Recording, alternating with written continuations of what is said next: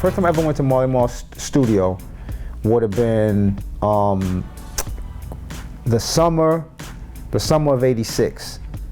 I went there. I had won this rap contest at a skating rink out in Queens the previous winter, and they told me that, you know, the first prize was 6 hours of studio time with Marley Marl.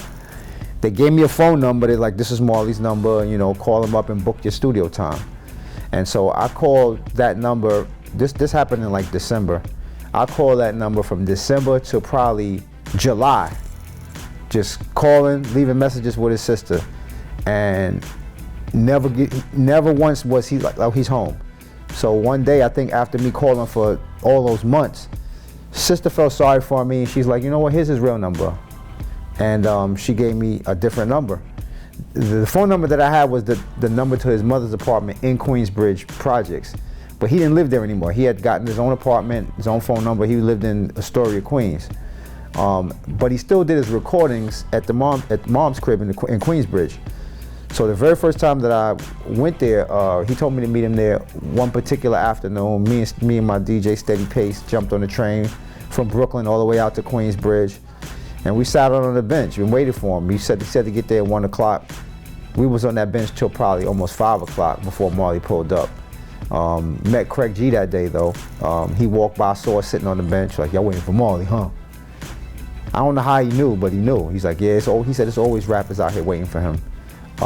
And eventually Marley did pull up. He apparently was at the car dealership earlier that day and had just bought his first brand new car. It was like a Cougar. He had a Cougar. It was a Mark 6 or something like that. It was some kind of Mercury. And we went up to his crib.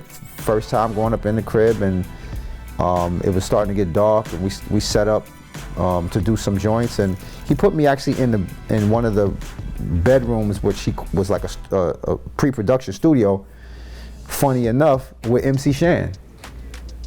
First time meeting Shan, I just knew his records, you know, and he's like, yo, go hook up some drum programming for them. And I found out years later that he put me in that room with Shan because he had no real intention on working with me.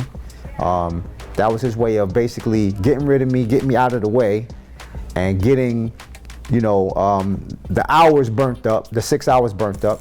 So I went in there with Shan, and Shan was doing something. I don't know what he was doing. He was trying to program some drums. He told me years later he didn't know what he was doing. But that was the very first time that I went to Marley's crib and recorded something. So the first time I remember being invited up to BLS, it was after the Symphony came out.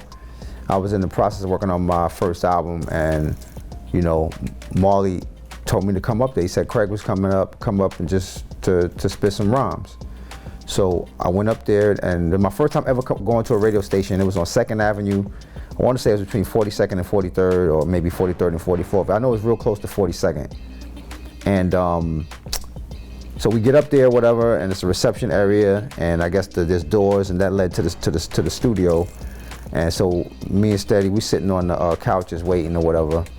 And at one point, Magic comes out of the main room. He comes out to go use the restroom, which was in the hall. And he's like, yo, what y'all doing up here? Real aggressive. I'm like, yo, Marley told us to come up. Yo, y'all gotta wait downstairs. Y'all gotta wait downstairs. He like, so we went back downstairs. And we were outside waiting, and then I think Marley pulled up because we got there early, and he was like, what happened? I was like, yeah, Magic said we gotta go outside. He's like, oh man, come on, man. He took us upstairs. Magic didn't know who we were.